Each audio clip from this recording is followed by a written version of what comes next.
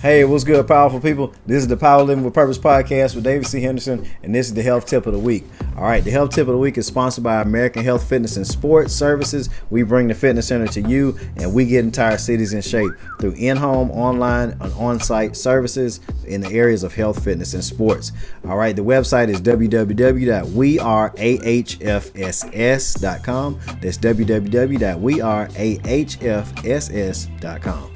All right, so this week's health tip is a healthy response to election outcomes. So as we know, it's a lot of people running for a lot of offices this week, and somebody's going to win and somebody's going to lose. And as long as there's no insurrection, then the votes will be certified and there will be a winner declared. But one more thing is also for certain: no side should completely lose their mind. The losing side or the winning side either. See, here's the thing.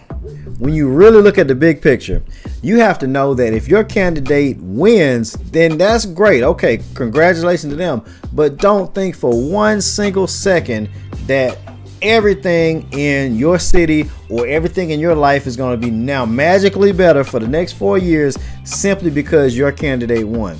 At the same time, if your candidate loses, then don't think for one single second that everything in your city is going to be worse or everything in your life is going to be worse for the next 4 years simply because the other candidate won. See, here's the thing. If you're an adult who has voted consistently since you turned 18, there is one consistent factor that has contributed to all the success that you've had in your life, and it's you, regardless of who was in office at the time. All right, you went to school, you got the job, you got those promotions, you put in the work, you started that business, you started that organization, you did the work to make your life better regardless of who was in office. So you made more of an impact in your life than they did. When you really think about it, there's not one single American president, congressional representative, governor, state representative, county commissioner, board of education member, mayor, city councilman or city councilwoman who has ever done more for you in your life than you have done for yourself.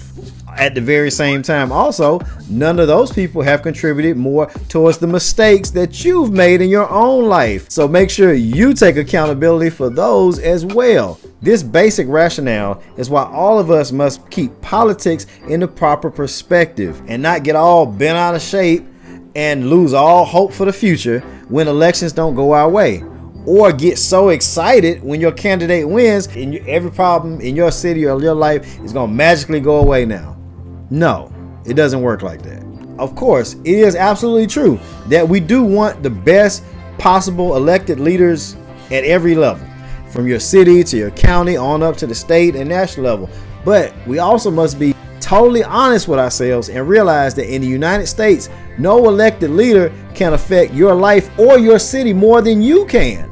Regardless of who is elected, you can still attend city council meetings, county commission meetings, local board of education meetings, chamber of commerce meetings, and make your voice heard. And if it's 5, 10, 15, 20 of you all on the same agenda, then you are more powerful than them. It's power in numbers. If you consistently stay on message, stay together, work together, your group or organization of whoever, how many people it is, can bring change, because they're not going to be able to ignore everybody forever. All right.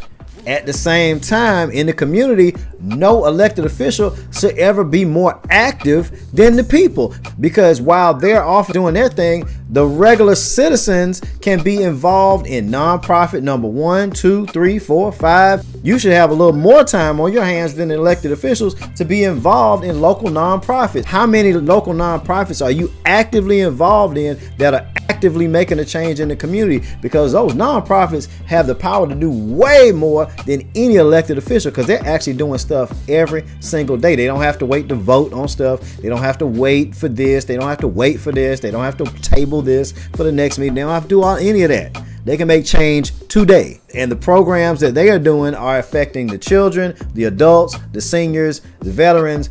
Everybody's getting affected every day. They're working with the homeless. They're working with drug and alcohol intervention, social justice, community cleanup, all type of things that don't have to get voted upon and tabled to the next meeting. While we have a handful of elected officials, we have thousands of local citizens that can change every statistic in a city or a county by the work they are doing with the children, the adults, the seniors, all of those different demographics that need services and help. The nonprofits are the ones that can change the statistics way faster than the elected officials. At the same time, we all should be aware of what's going on at the state level, which affects us even more than what's going on at the national level.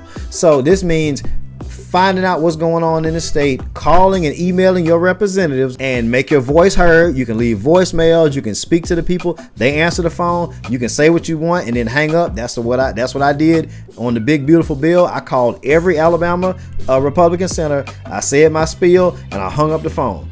And I did that 2 days in a row. I made my voice heard, So same thing with state bills. Make your voice heard. Make the phone call, say what you're going to say, and then hang up the phone. Lastly, we must remember that the one single factor that affects any local economy more than anything else is regular, everyday citizens starting businesses, starting a small mom and pop business with one person or two people, and it grows to 3 and 4 and 5 and 10 and something like that. If you look back at Black Wall Street, they didn't get any money from the government. Look back at Black Wall Street, you couldn't count on the mayor, you couldn't count on the governor, you couldn't count on the sheriff, because that's the one that dropped the bombs on the city from the sky. They were flourishing regardless of who was elected in office. Ladies and gentlemen, we are a full 25 years into the 21st century, and we are absolutely living in the technology age, and there is no city on the face of the planet, especially in America, that is now forced to sit around and wait and beg for big companies to come to them, while there are thousands of able-bodied, smart, creative citizens who can use a cell phone or a laptop, basic creativity, and your local print shop to start a business from home. $100 business license to get started, and you can start from there. You don't need a building to start a business.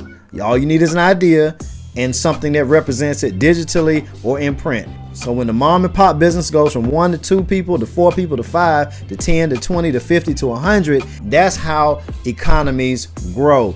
You don't have to sit around and wait. Most of the companies that come to town started off with 1 or 2 people in the beginning in a small town somewhere before they grew to be a national company. All right. Companies like UPS started with 2 kids on a bicycle.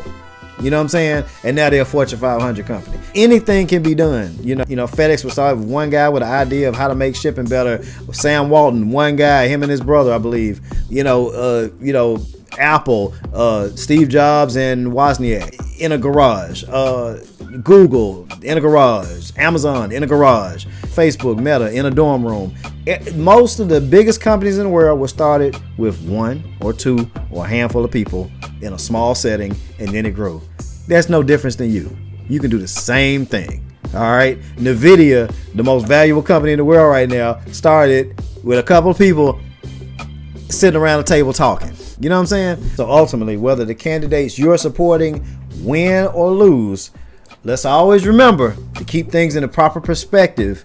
In the United States, Americans have and always have had more power to impact their communities through local nonprofit organizations more than any elected officials. And second, everyday citizens have more power to grow your local economy by starting any type of small business and growing it slowly over time. All the Fortune 500 companies started small and then grew. So please make sure you have a healthy response to the election results. If your candidate loses, don't get bent all out of shape thinking the world is coming to an end. If your candidate wins, don't get so excited. Just think that everything is going to magically be flawless for the next 4 years. Neither one of those sides is true. And in Tuskegee, if we want to talk about progress that has not happened in the last 40, 50 years, remember, we as citizens have always had more power to impact our own city in the 2020s, the 2010s, the 2000s, the 90s, the 80s, the 70s, 60s, all the way back. So if you didn't see the progress that you wanted to see during those time spans, the citizens had more power than the elected officials every single year anyway. It's up to you. It's up to us.